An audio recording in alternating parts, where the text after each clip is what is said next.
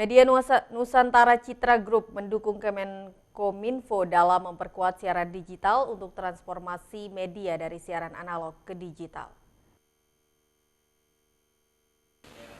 Per 21 Juli 2021, 13 kota di seluruh Indonesia sudah bisa menikmati kualitas siaran digital MNC Group.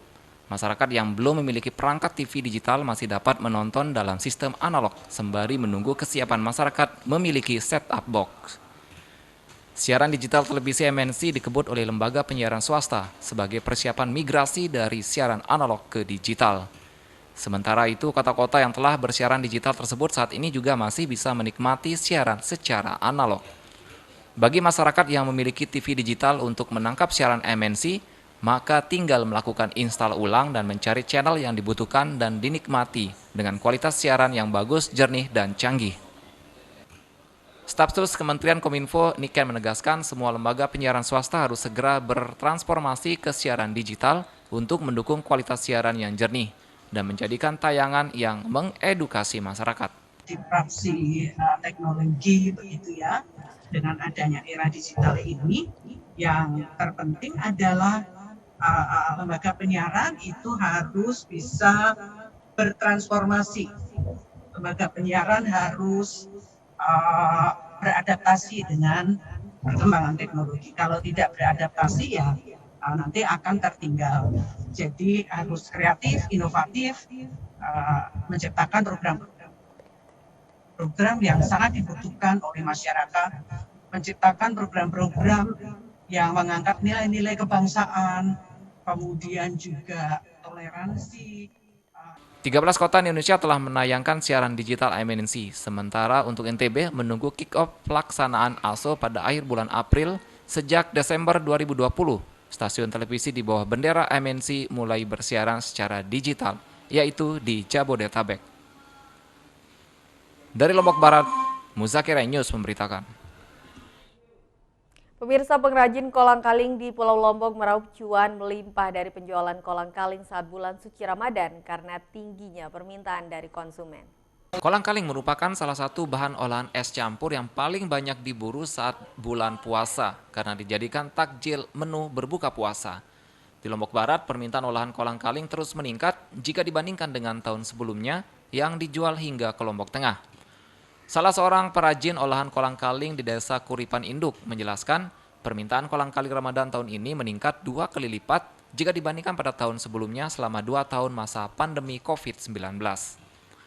Tingkat pesanan kolang-kaling mencapai 80% yang sebelumnya hanya di bawah 40%. Meningkatnya permintaan tersebut berimbas terhadap sulitnya pasokan bahan baku kolang-kaling. Untuk memenuhi permintaan pasar, perajin mendatangkan kolang-kaling dari Lombok Timur, Lombok Tengah hingga ke Lombok Utara, sehingga berdampak terhadap biaya operasional.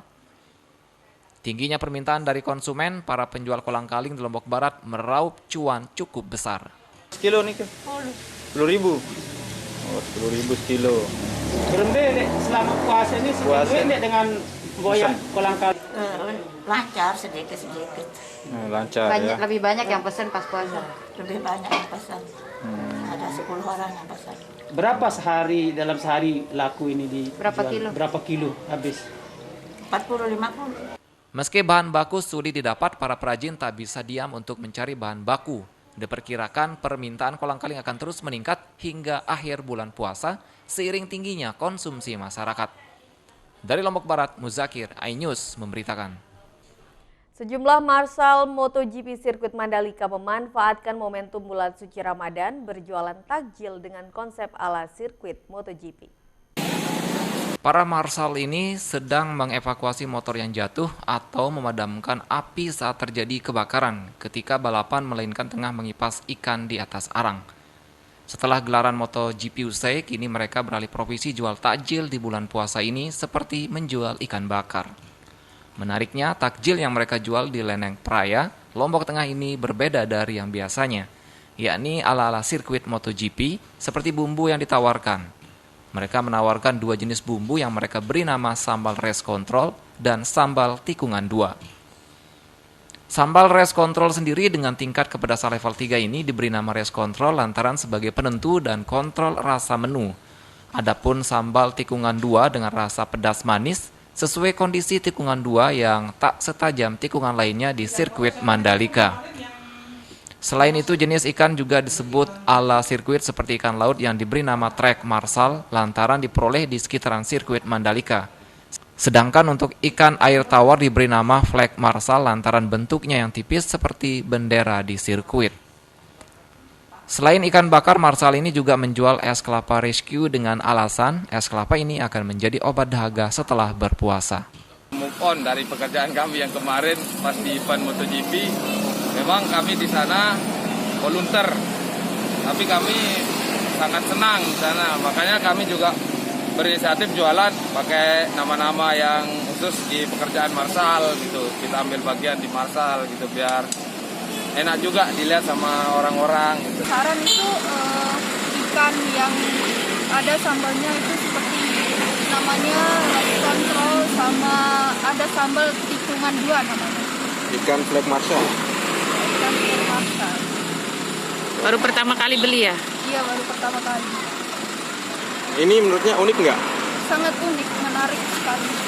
Selain berjualan ikan bakar dengan rasa ala sirkuit MotoGP, mereka juga tak lupa mengenakan kostum marsal sehingga bayangan MotoGP semakin lengkap ketika mencicipi takjil saat berbuka puasa. Dari Lombok Tengah, Emma Widiawati, iNews memberitakan.